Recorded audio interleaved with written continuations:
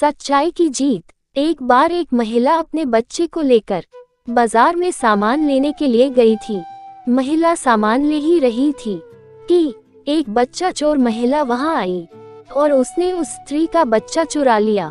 लेकिन जब वह बच्चा चोरी करके ले जा रही थी तो बच्चे की मां ने देख लिया।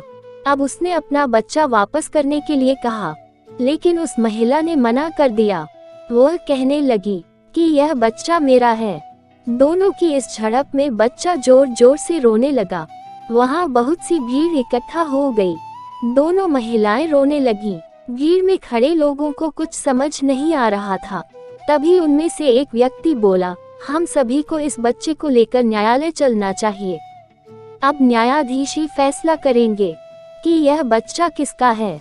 सभी इस बात के लिए राजी हो गए। दोनों महिलाएं कटघरे में खड़ी हुई।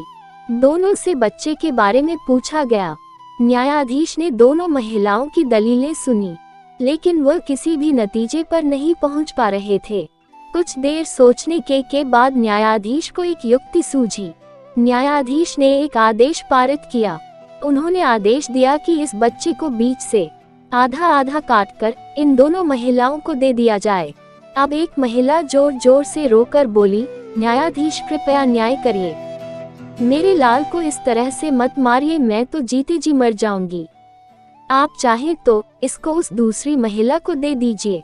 मैं कभी भी अपने बच्चे की शक्ल तक नहीं देखूंगी, लेकिन इस पर से अपना फैसला वापस ले लीजिए। मुझ पर दया कीजिए। जबकि दूसरी महिला वहां चुपचाप खड़ी हुई थी। न्यायाधीश की युक्ति सफल हो गई। उन्हें उस बच्चे की असली मां मिल गई।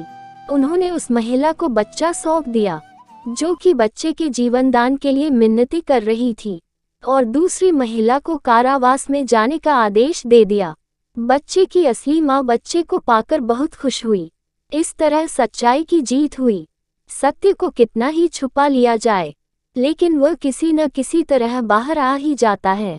जब एक गलत पासवर्ड इंसान के बनाए हुए मोबाइल को नहीं खोल सकता, तो गलत काम करके भगवान का बनाया हुआ स्वर्ग का दरवाजा कैसे खुलेगा।